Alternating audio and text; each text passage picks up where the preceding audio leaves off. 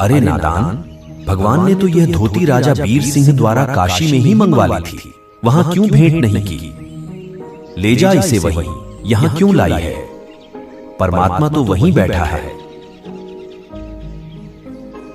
क्या हुआ बेटी, आपके जगन्नाथ ने धोती स्वीकार नहीं की क्या? एक दिन कबीर साहिब राजा वीर सिंह बघेल के पास आए हुए थे। भगवान, अपने दास पर सारनाम की रजा कीजिए, क्योंकि सारनाम बिना तो मोक्ष संभव नहीं है। हाँ राजन, सारनाम ही मोक्ष मंत्र है, लेकिन आपको एक काम करना पड़ेगा। क्यों नहीं गुरुदेव, आज्ञा दीजिए अपने दास को। आपके इस नगर में आपकी एक भक्त बहन रहती है, उसका नाम चंद्रप्रभा है। उसने अपने घर के आंगन में खुद के हाथों से कपास बोकर गंगा जल से सिंचाई की और अब रुई काती है और अपने ही हाथों से धोती बनाई है। उससे वह ले आओ, फिर मैं आपको सारनाम दे दूंगा। जैसी आपकी आज्ञा गुरुदेव। लेकिन याद रखना, अगर वह स्वयं अपनी इच्छा से दे तभी लाना, जबरदस्ती मत करना। जो आपकी आज्ञा भगवान, मैं तो धन्य हो गया। राजा बहुत खुश हुआ। राजा ने 2 सेवक चंद्रप्रभा के घर भेज दिए। बहन, राजा वीरदेव सिंह जी आपसे मिलने आ रहे हैं। चंद्रप्रभा और उसकी इकलौती बेटी डर गई कि हमने ऐसी क्या गलती कर दी होगी। राजा चंद्रप्रभा से विनती करने लगा, हे बहन, आपने जो धोती अपने हाथों से इसी आंगन में तैयार की है, वह मुझे दे दीजिए। क्षमा करें राजन, मैं यह धोती आपको नहीं दे सकती। क्यों बहन, मुझे गुरुदेव से सारनाम लेना है और वे मुझे सारनाम ये धोती ले जाकर देने पर ही देंगे। नहीं राजन, मैंने यह धोती जगन्नाथ जी के लिए बनाई है। मैं उन्हें इसे सप्रेम भेंट करना चाहती हूँ। बहन, मैं तुम्हें इसके बदले 5-7 गांव दे दूंगा, लेकिन ये धोती दे दो। राजन, मैं इसे किसी कीमत पर नहीं दे सकती। चाहे आप मेरी और मेरी बेटी की गर्दन काट दो तो इसे ले जा सकते हो। नहीं बहन, मैं ऐसा तो नहीं करूंगा। अगर आप अपने खुद से देना चाहो तो दे दो। चंद्रप्रभा ने राजा को मना कर दिया। उदास मन से राजा वापस आ गया।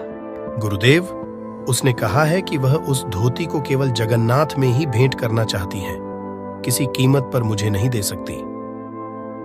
कोई बात नहीं राजन, आप ऐसा करो, चंद्रप्रभा के साथ जगन्नाथ के लिए आपके 2 सिपाही भेज दो, ताकि उसे रास्ते में कोई दिक्कत ना हो। जब वह वापस आ जाएगी तो मैं आपको सारनाम की दीक्षा दे दूंगा। राजा वीर सिंह बघेल की खुशी का कोई ठिकाना नहीं रहा और उस दिन का इंतजार करने लगा। अगले दिन राजा ने यह आदेश देकर अपने 2 सैनिक चंद्रप्रभा के घर भेज दिए। चंद्रप्रभा जगन्नाथ के लिए चल पड़ी।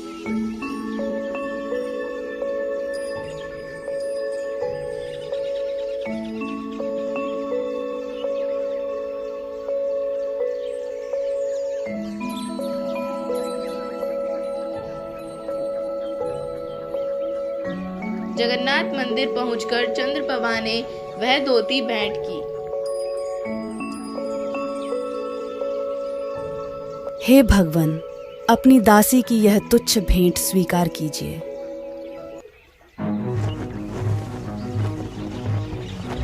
अरे नादान, भगवान ने तो यह धोती राजा वीर सिंह द्वारा काशी में ही मंगवा ली थी, वहां क्यों भेंट नहीं की?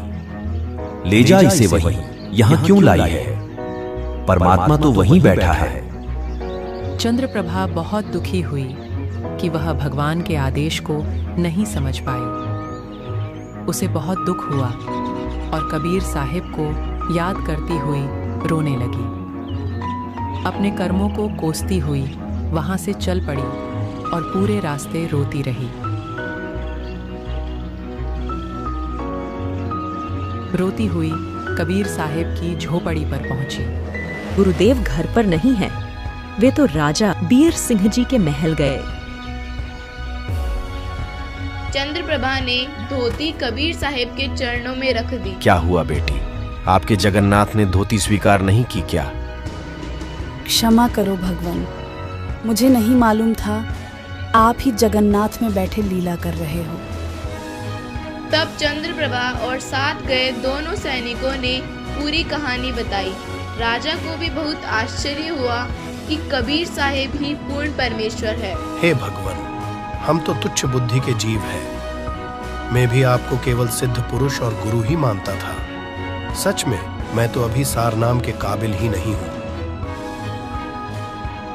पुण्यात्माओं, जब तक आप गुरु को भगवान तुल्य नहीं स्वीकारते हो तब तक आपकी भक्ति व्यर्थ जाती है।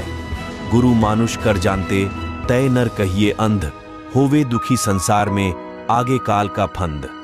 कबीर साहब ने उनकी नाम दीक्षा शुद्ध की और सत उपदेश दिया।